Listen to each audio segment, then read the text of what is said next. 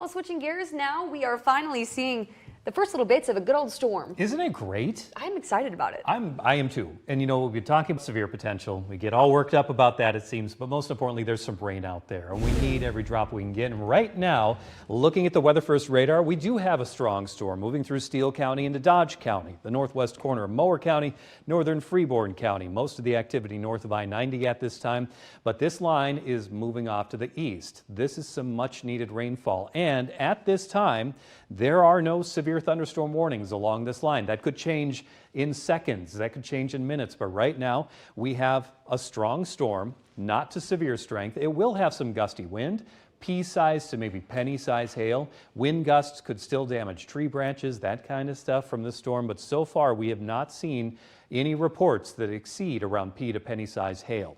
Around Clarks Grove to Freeborn, down to Albert Lea. Albert Lea, you're just in the rain right now. That's going to be strengthening up a bit for you over about the next 10 to 20 minutes.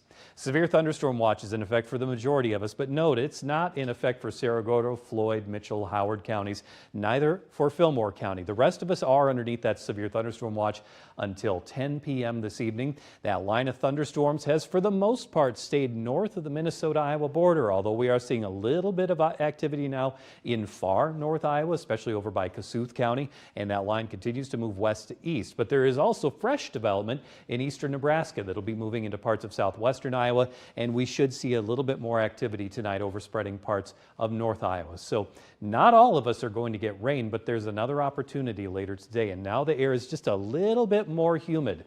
Maybe not so much in Rochester, the dew point 49 degrees, but dew points in the mid-50s in Austin and Albert Lea. And this front is going to be pushing off to the east, keeping those thunderstorms around southeast Minnesota, north central, northeast Iowa once we get into the late evening hours. There may be some redevelopment right along this front once we get past midnight tonight. The threat for severe will fade pretty quickly behind that cold front, but there will still be some thunderstorms around getting into the very start of Friday, and then scattered shower activity behind that front. It's going to be cooler, umbrella-worthy chance of rain for you tomorrow. It's going to feel a little chilly, so a rain jacket's going to come in handy, mainly just to keep you warmer tomorrow. Our temperatures are in the 60s where we don't yet have that rain moving through, but where the rain has fallen, it's cooler in Owatonna at 58, while Albert Lea, we're still at 72 degrees.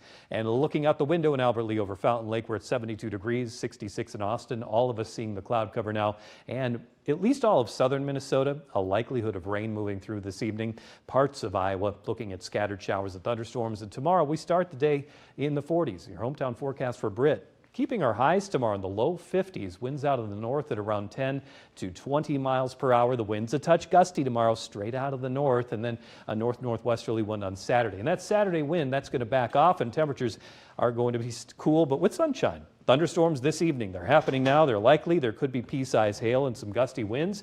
Cloudy skies tomorrow, breezy and cooler, scattered showers possible, especially in the morning and then again in the afternoon. And highs tomorrow in the mid-50s across the area, but feeling cooler, much cooler than it did today. Easter Sunday, there is probably a likelihood of rain by the way things look, especially after 2 p.m. So good timing for your Easter egg hunt will be in the morning hours. If you're pushing it into the afternoon, you could be pushing it with the chance that, you know, everyone's going to get a little soaked. Here we go. Good advice, just a breakfast and an egg hunt.